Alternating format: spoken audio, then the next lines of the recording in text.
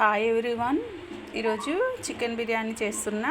దానికోసం half KG chicken, half KG basmati rice 3-4 times కడిగి పెట్టుకోవాలి. దీన్ని కూడా 3-4 టైమ్స్ మంచిగా కడుక్కొని పెట్టుకొని అందులో కారం,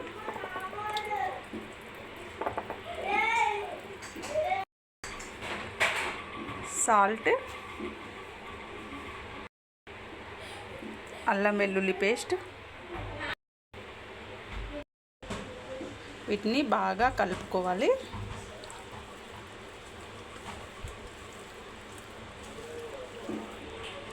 ఇలా కలిపి పెట్టుకున్న తర్వాత దీనికోసం మసాలా రెడీ చేసుకుందాం. మిక్సీ గిన్నెలో ధనియాలు,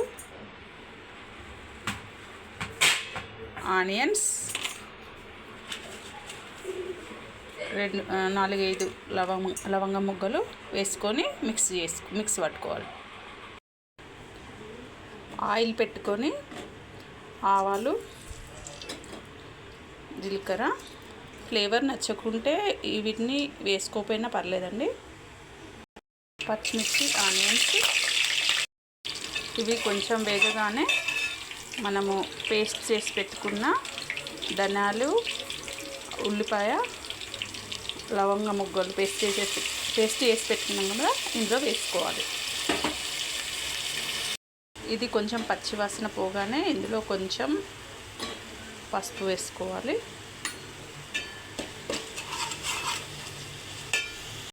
తర్వాత మనం ముందుగా కలిపి పెట్టుకున్న చికెన్ని ఇందులో వేసుకోవాలి. బాగా కలుపుకొని మూత పెట్టుకోవాలి.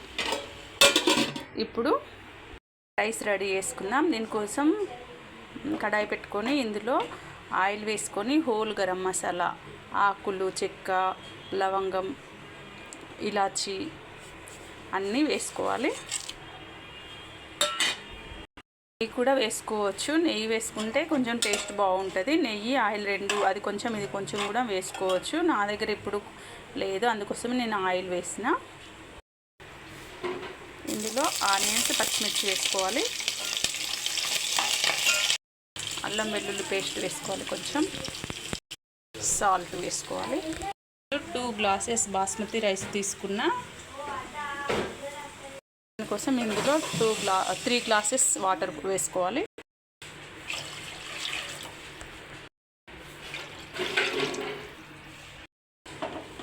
ఇందులో పుదీనా వేసుకోవాలండి. ఇది ఇంపార్టెంట్, ముందే వేసుకోవాలి, నేను మర్చిపోయినా. పుదీనా అండ్ కొత్తిమీర, ఇది ఇంపార్టెంట్. వాటర్ మరిగిన తర్వాత మనము ఇందులో బియ్యంలో వాటర్ వంచేసుకొని ఇందులో వేసేసుకోవాలి. ఇది బాగా కలుపుకొని మూత పెట్టుకోవాలి.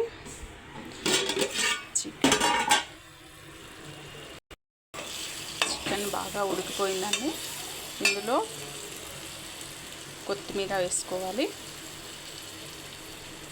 కొంచెం ధనియాల పౌడర్ వేయించింది వేసుకోవాలి. ధనియాల పౌడర్ అండ్ కొత్తిమీర వేసుకొని కలుపుకోవాలి. అన్నం హాఫ్ బాయిల్ అయిందండి, 70% ఉడికింది. అన్నీ చికెన్లో యాడ్ చేసుకోవాలి. అన్నంని చికెన్లో యాడ్ చేసుకోవాలి.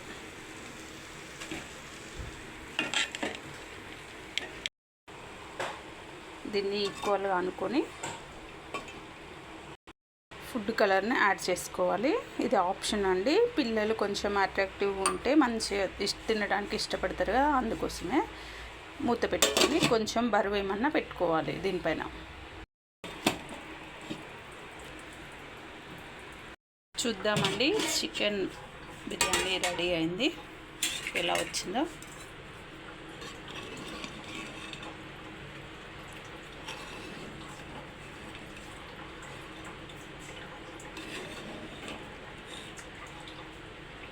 చూడండి,